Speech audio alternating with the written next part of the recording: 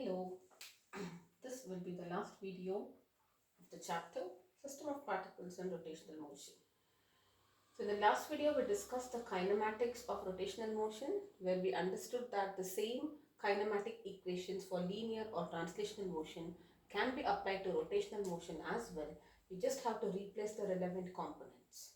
Right? So let us now talk about dynamics, which tries to understand the cause. So we'll be talking about force, work, power and all of that. Right? So let's first start with the expression for work done in a rotational motion. So if you have this, let us say this is the x-axis and this is the y-axis, and there is a particle which is rotating. That means it is rotating around this axis like this. You can consider it to be in this plane. That's okay. So this will be the axis. Okay, so let us say I have, this is particle 1 and this is the initial position of the particle and this is the final position of the particle. Right? So if I join it to the origin, this will be the r1 vector and this will be the r2 vector, and this angle is what we call as d theta, angular displacement. Okay, now we want to understand the expression for work done in case of a rotational motion. So let us say at this point P1, before it started its motion, let us say there is a force acting on it in this direction. Let us say this is the force acting on that, F1. Okay, and this F1 makes an angle, I'll just write it here. This F1 makes an angle alpha 1 with the opposition vector of that particle. Okay, so let's say this is alpha 1. Now, let us try to write the expression for work done. So what is work done by that particle when it travels? Now what will be the displacement? See, work done is force F vector dot S vector, correct? Yes, F vector dot S vector, force into displacement. That's what is work done. Now let us say it's a small displacement, so let me write it as ds. What is this ds? This ds is the length of this arc. Correct. So this is the ds vector, actual displacement, final position minus initial position. Okay. And what is it? Since it's a dot product, it is f, which is the magnitude of this into cos of angle. What angle I should take? Is it this theta? Is it this alpha? It is neither, because we need to take the angle between force and displacement. So displacement is a curve. So at this point I will draw a tangent. Correct. So doesn't look like a tangent though. Yes. Okay, so this is a tangent, right? So this one will be my what I can write, pi maybe. Theta is already written, so I'll write it as pi 1. Okay, so don't get confused. You have to write the relevant angles. So if you are talking about work done, it's the angle between force and displacement. Force and displacement, it's pi 1. Okay, so let me write it as pi 1. Okay, fine. Now, if you see the figure, look into this figure. Do you agree that, let me write it like this, but pi 1 plus alpha 1 is equal to 90, which implies that pi 1 is 90 minus alpha 1. Why is it 90? Angle between tangent and the radius. Isn't this the radius? Because you're telling that it is going in a circular motion. That has to be the radius, right? So what is the angle between the tangent and the radius? It's going to be 90 degrees. So that means if this is 90, this is also 90. So alpha 1 plus pi 1 is 90. So pi 1 is 90 minus alpha 1. So what I can write, this is small work done, right? So dW is F, alright? Now F1, sorry, yes, this is F1. Alright, so now let me call this as displacement 1 only. Okay, so displacement 1. Okay, now this is F1. What is displacement in terms of angle? Isn't it S is equal to R into theta? So can I write this as R1 into d theta? Instead of ds, I am writing it as R1 into d theta because S is R theta. And this will be cos of 90 minus alpha 1. And what is cos minus 90? Isn't it sine? So this is sine, complementary angle. So this is sine alpha 1. Correct? Now look at this. What is F1 R1 into sine of angle between the two? F1 R1 into sine of angle. Isn't it R cross F? So isn't this going to be R cross F into d theta? Right? So what is r cross f? It is nothing but tau vector, right? So that is how you get. This is what you get as the final expression. Alright, so it is tau into d theta. Look at that. In linear you have work is force into displacement. Force is tau, displacement is angular displacement. That's all. Alright, so that is how you get it as tau into d theta. It will be tau into d theta, not tau vector. Yeah, that's fine. You can write it as vector form that way also. That's also okay. Right, so this is what you will be getting. Work done is tau into d theta. Alright, so if you are, what is this tau? Tau is the total torque. Let us now write the expression for power. Okay, expression for power. What will be the expression for power? What is power? Power is the rate of doing work. Correct? So power will be equal to dW by dt, rate of doing work, and dW is tau into dt by d theta by dt. And what is d theta? Rate of change of angular displacement. Isn't it nothing but angular velocity?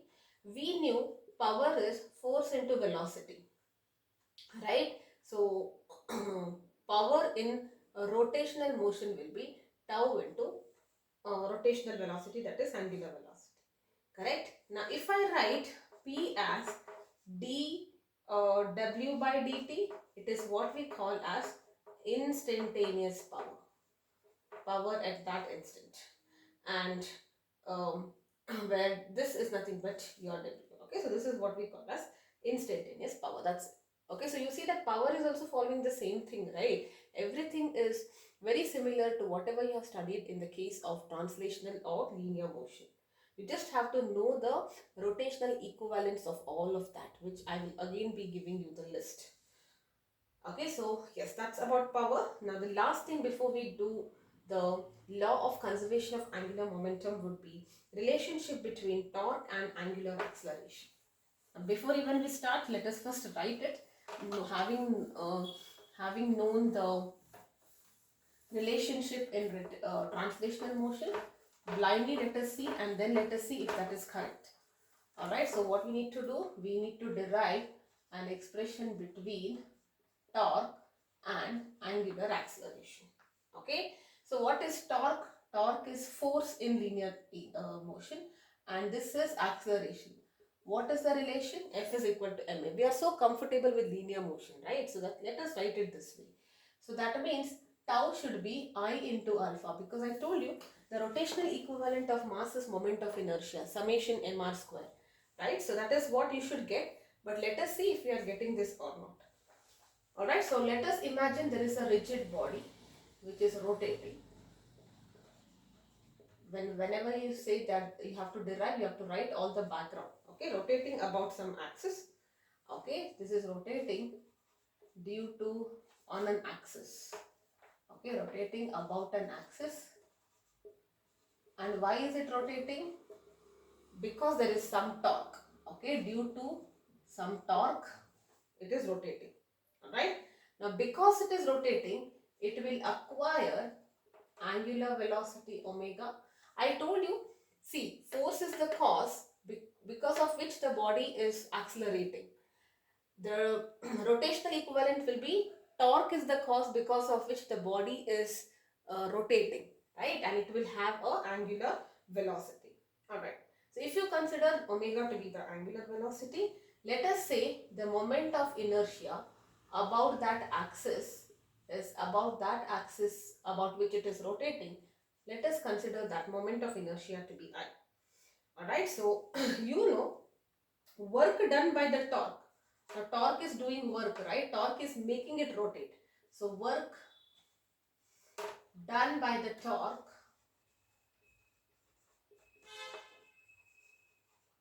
will be equal to, it will be stored in the form of kinetic energy.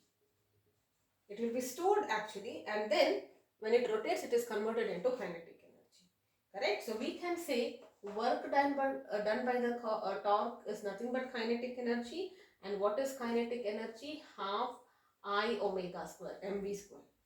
Correct? Now if you differentiate dw by dt, if you differentiate with respect to time, what will you get?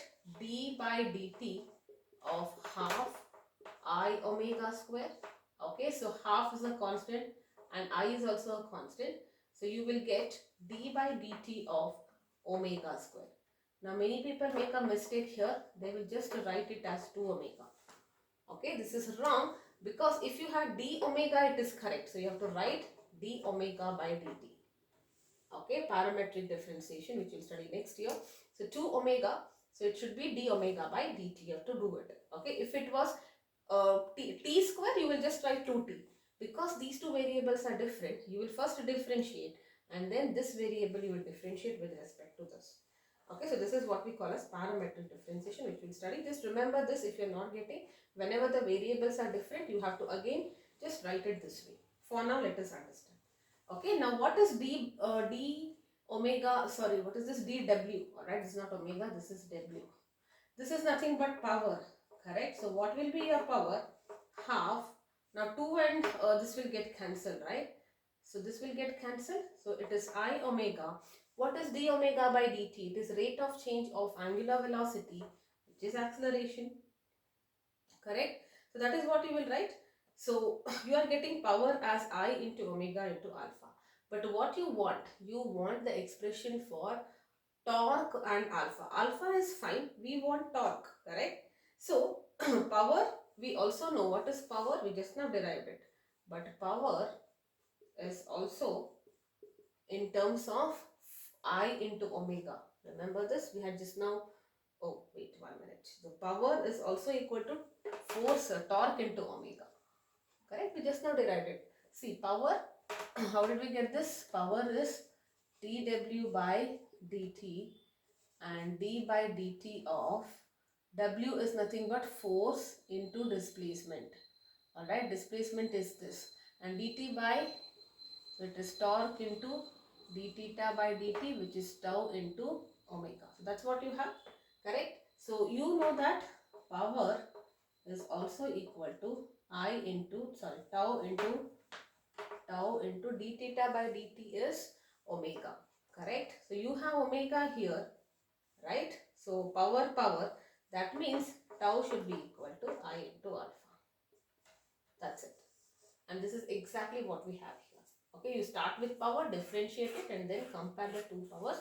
You will get tau is equal to moment of inertia into alpha. That is angular acceleration. Okay, we will quickly do one numerical and then go to the conservation of angular momentum.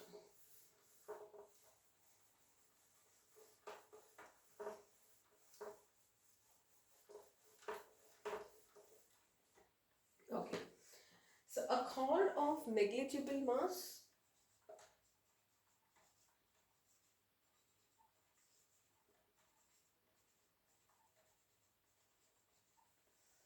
is wound around the rim. Okay, this is wound around the rim of a flywheel of mass 20 kg, okay, and radius is 20 centimeter. Okay, so there is a flywheel, okay, mass is 20 kg, this is 20 centimeter and 20 kg. Okay, a steady pull of 25 Newton is applied on the car. Okay, so you are applying a force of 25 Newton. Okay, so force applied is 25 Newton on it. This is an NCERT question. Okay, now the flywheel is mounted on a horizontal axle. This flywheel is now mounted. You take this setup and put it on a horizontal axle. Alright.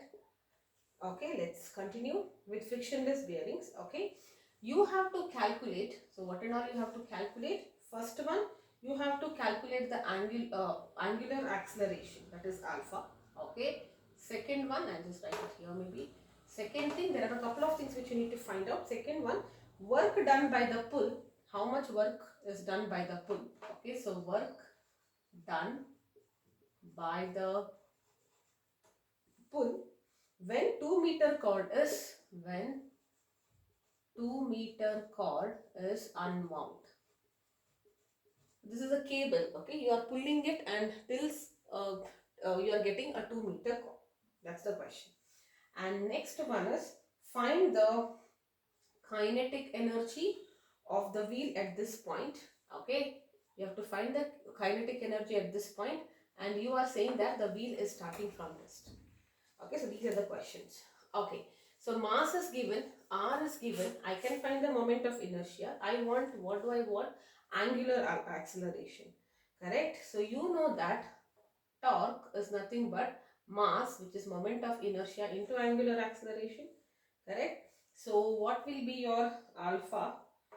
Alpha will be tau by I, tau by I. Correct. So torque, do you know the torque? Torque is force into, let us write it separately. Maybe I'll write it here. What is torque? Force into perpendicular distance, that is R, because force is like this, perpendicular distance is R. Correct. And what is your moment of inertia? What is the shape? This moment of inertia is a flywheel, which is a disc. Correct. And for a disc, it is rotated about a horizontal axle. So that means you are placing it like this and it is going like this. It's nothing but mr square by 2. Okay, so you take this wheel and you put it like this, and if your wheel is like this, it is rotating. If your wheel is like this, it is rotating like this. This is the axis, the wheel is rotating like this. Correct? That disc will be mr square by 2. So let us just do this. Force is 1 minute. What is force? 25 Newton. Radius is 20 centimeters, so 0.2 meter. By mass is 20. R square is 0.2 square by 2. Okay. So if you just calculate this, you will be getting 12.5 radians per second square. So the first part was pretty easy. Let's find the second part. Work done by the pull. So what is work done by the pull? Work is force into displacement. Right? So force here is 25 Newton. Displacement, how much did it say you? 2 meters. So it will be 50 joules. Right? Now let us calculate the third part, that is kinetic energy. So kinetic energy is basically when initially it was at rest, that means omega naught is equal to 0. Okay, so we have to calculate omega first, then only we can find out kinetic energy. Right, kinetic energy is half omega square. Kinetic energy is half I omega square. I know, omega I don't know. How do I get omega? Maybe I can use the equations of motion. Correct? So omega square minus omega naught square is 2gs. G is angular, what is that? 2gs. Let me write 2as, sorry. Let me write it. 2 into alpha into angular displacement, which is theta. Okay, so that's what I have. So this part I want. Okay, this is anyway 0. So it is 2 into 12.5 into, what is angular displacement? See, 2 meters is unbound. So what will be the angular displacement? This will be 2 meters by the radius. Correct? So for 1, when you unwind 1, it is the radius. For 2, what it is? That's what it means, 2 meters. So isn't it 2 meters by this? So that is 10 radians. Alright, so see, 2 meter is basically, there are many coils like this 2 meter. Okay, so this thing is nothing but the circumference, which is 2 pi r. So you will just do 2 by, or it is 2 pi in terms of angle. Correct? So for one rotation, angle is 2 pi. For this much, it is how much? For that is 2 meter, when you uncoil, what will it be? So it is 2 by 2 pi. Length of the unwound string divided by the radius of the wheel. Okay, so it is 2 divided by 2 pi. Okay, if you are not sure, let me do it here, this part. Okay, so what is it saying? There is a circle of radius this. So one revolution is nothing but 2 pi r, correct? And what is the angle? 2 pi radians. If when the length is 2 meters, what is the angle? Right? So it is 2 into 2 pi by 2 pi r. So it is 2 by r. That's exactly what it is. Alright, so yes. So this will come to be 10 radians. Now you can find the kinetic energy. Half into moment of inertia, we did not separately calculate, but if you are calculated, it is 0.4 into omega square, which is 10 square. Okay, and you get this as 50 joules.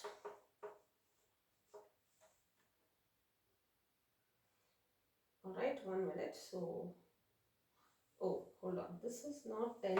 Okay, this part is equal to 10.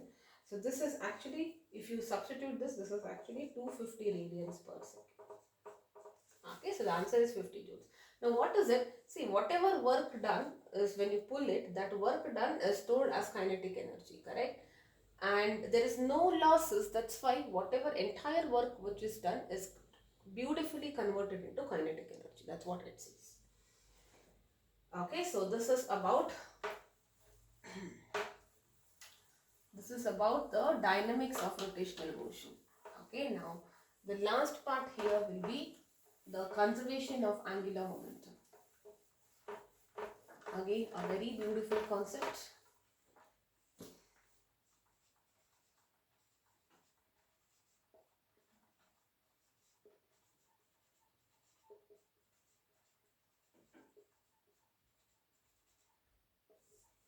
Yes.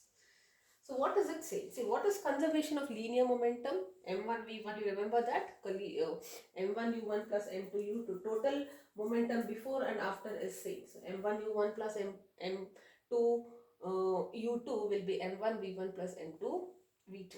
Okay, so that's what it is. Whatever as a system, the total momentum before and after something, after collision, is same. That was the conservation of linear momentum. Let us understand the conservation of angular momentum. So it says that if the external torque acting on a system is 0, that means there is no external torque, then the total angular momentum remains constant, provided there is no external torque acting on that system.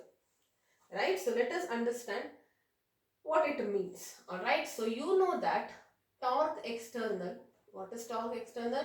Rate of change of this derivation I had told you, very important. Rate of change of linear momentum. Let us write it in the vector form.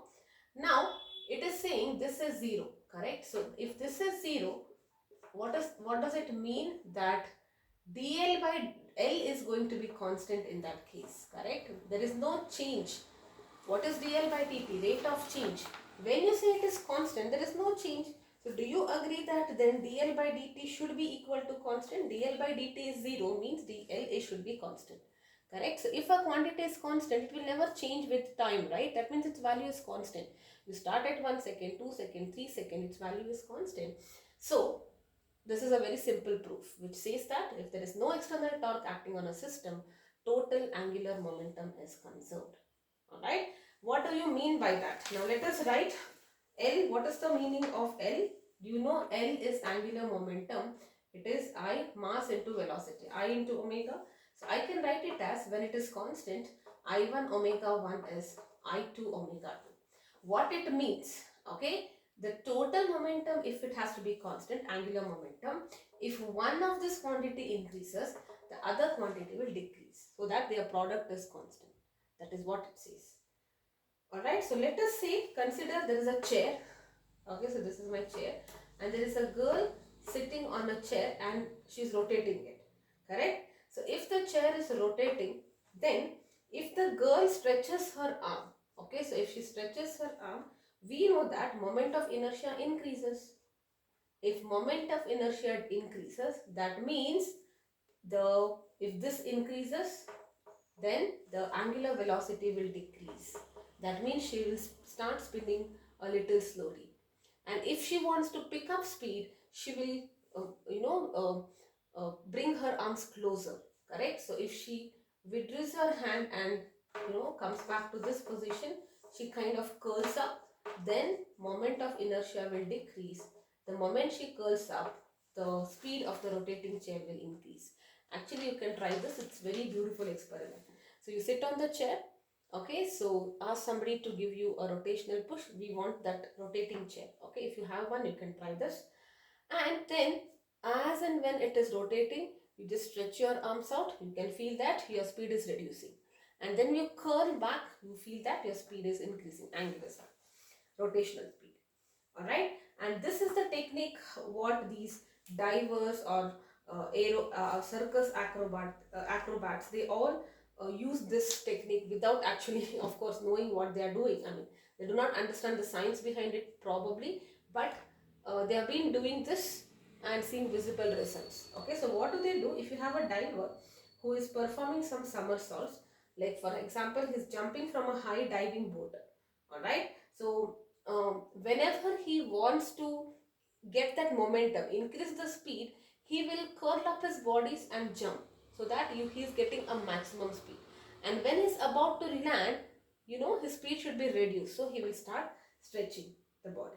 Alright, so as they are about diver, like let's talk about water. As the diver is about to touch the surface of water, he will stretch out his limbs, because of which moment of inertia increases, angular velocity will decrease. Okay, the same is the case with circus acrobat performing some feats, right, involving spin by bringing his or her arms closer to her body and vice versa. So when they want to increase the speed, they will bring the body closer, or they kind of curl up their body, and that is when the speed increases. And the reverse also happens when they want, when it is in their control. Okay, they can control their body. Once they start spinning, they can control the speed at which they are rotating. So if they stretch out, speed will decrease. If they curl, the speed will increase. Okay, so this is about conservation of angular momentum, which says that if there is no external torque acting on a system, the total angular momentum is conserved, because we have seen the small proof for that. What it means is that if angular velocity increases, moment of inertia will decrease, and vice versa. Okay, so that the total angular momentum is constant. Okay, let us do one numerical and we are done. Let's take up a question. A man stands on a rotating platform. There is a man who is standing on a rotating platform.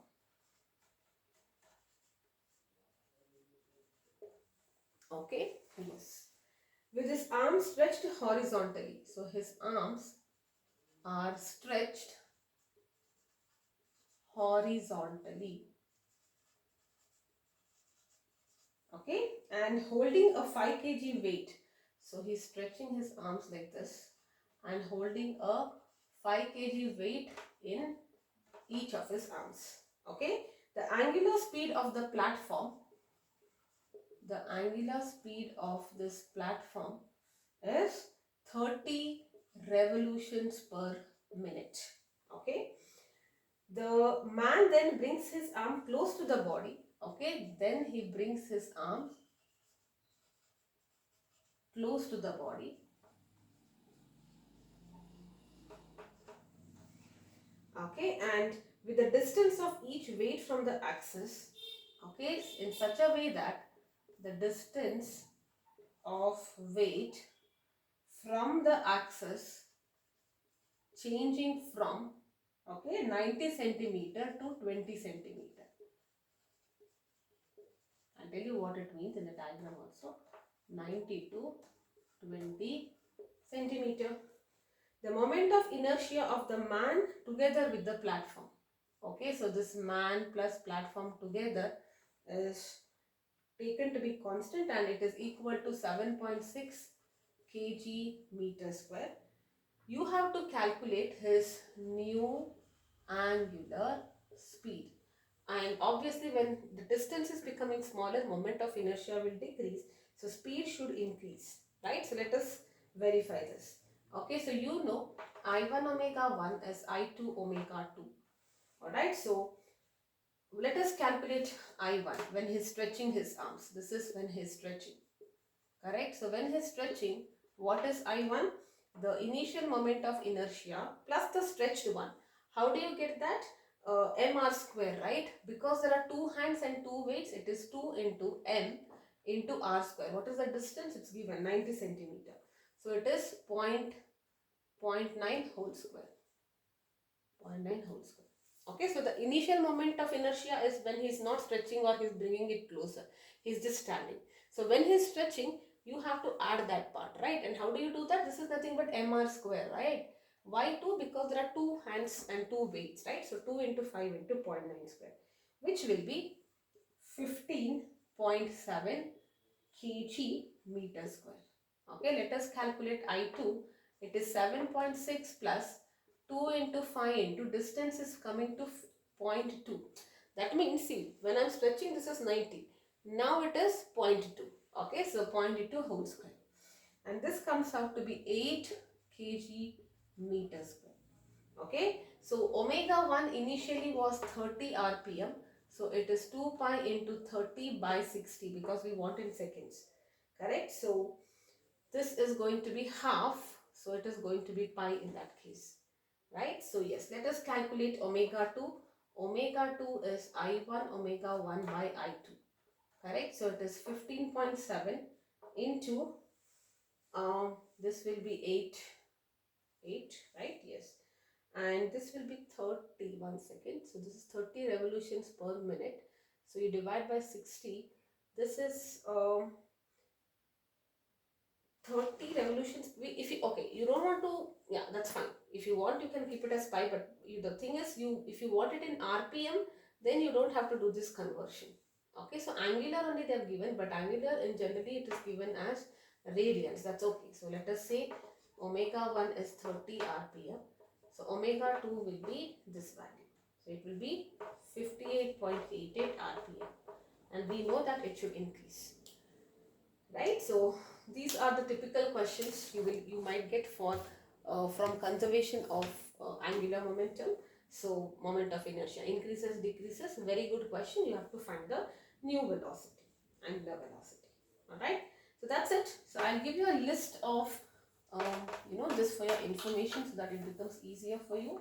List of the rotational and translational components. Okay, what are the equivalence in both the motions? Okay, so let us say this is linear motion and this is rotational motion. Okay, so linear, what is the displacement? Displacement is written as x. Here it is called as angular displacement, and that is theta. Okay, we say velocity v is equal to dx by dt, and here we say angular velocity omega is d theta by dt. Now I'm not going to write units and all that. This is radian per second. Okay, acceleration a is dv by dt. Here we have angular acceleration alpha as d omega by dt. Okay, mass is what we call as m. Here we write it as moment of inertia denoted by I. Okay, force F is written as ma. Here the rotational analog is torque tau, mass is I, A is alpha. Alright, so this is it. Next, work done. W will be force into displacement, that's what you have, or FDS, whatever you want to write. Work is force is torque, displacement is theta, tau into theta. Kinetic energy will be half mv square. Here it is half I omega square. Okay, I have told you, m becomes I, v becomes omega. Power, okay, power P is equal to force into V. Here it is equal to tau into omega. And at last, linear momentum P is mass into velocity. Angular momentum L will be I into omega, magnitude wise. Okay, now in the vector form, if you want, let us write all of them in the vector form. Maybe I will make a list here. Okay, just to remember. Okay, so there are few quantities. This is linear and this is rotational. Okay, so linear velocity is, you will just have to say omega into r. This is normal, not vector form. Displacement is r into theta, and acceleration is a into r. So for the basic terms which are there in related to motion, linear is nothing but angular into r. Okay, so that is how, or rotational into r. And there are some things where it becomes the reverse. Okay, so this will be the angular component and this will be the linear component. Okay, for example, angular momentum. Okay, L is, it is not linear first coming always. This is r cross p, right, or mvr sin theta, whatever it is. Torque, torque, tau is r cross f.